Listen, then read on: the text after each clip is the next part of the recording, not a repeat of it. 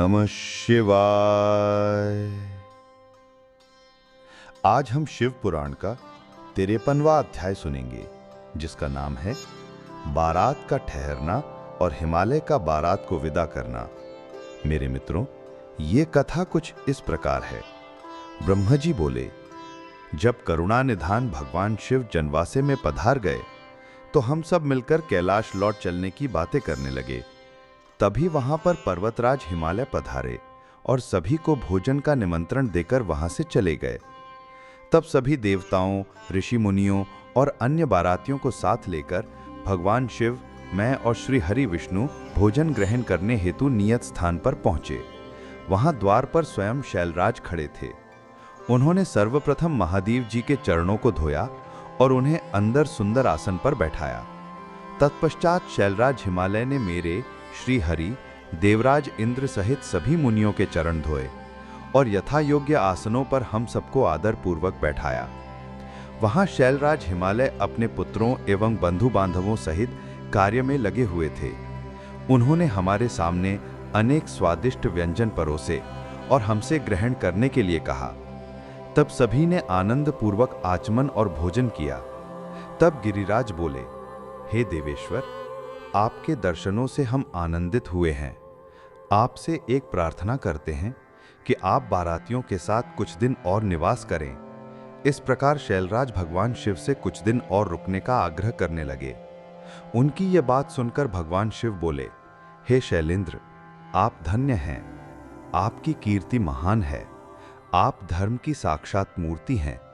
इस त्रिलोक में आपके समान कोई और नहीं है। तब देवताओं ने कहा, हे पर्वतराज, आपके दरवाजे पर परब्रह्म परमात्मा भगवान शिव स्वयं अपने दासों के साथ पधारे हैं और आपने उन्हें सब प्रकार से पूजकर प्रसन्न किया है।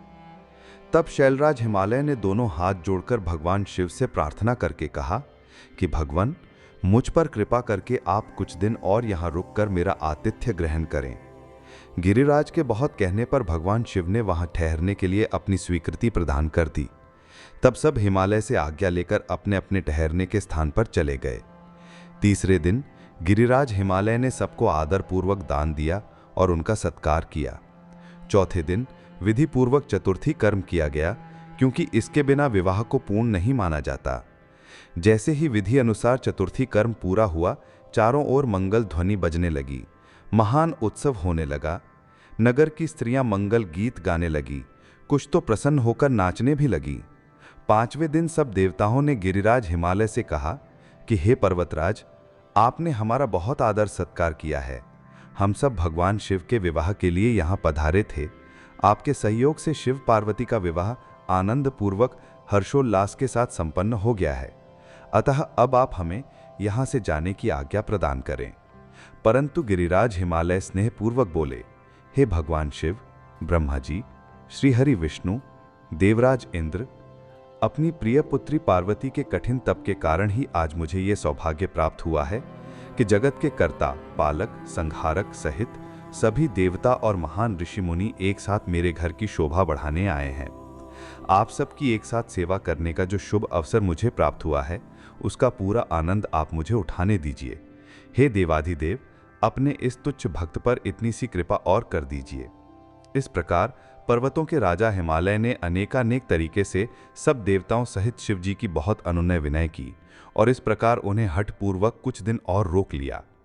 हिमालय ने सबका बहुत सेवा सत्कार किया। उन्होंने सभी का विशेष ख्याल रखा। सभी की आवश्यकताओं का पूरा ध्यान रखा जाता। शैलराज ने देवताओं के लिए हर संभव सुविधा उपलब्ध कराई। इस प्रकार खूब आदर सत्कार करके सबका मन जीत लिया।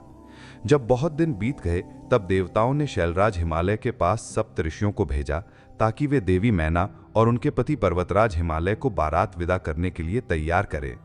तब वे सप्त ऋषि प्रसन्न हृदय से शैलराज हिमालय के पास पहुंचे और उनके भाग्य की सराहना करने लगे कि आपके अहोभाग्य हैं जो स्वयं भगवान शिव आपके दामाद बने। पर्वतराज, आपने अपने पुत्री पार्वती को शास्त्रों एवं वेदों के अनुसार भगवान शिव की पत्नी बनाकर उन्हें सौंप दिया है।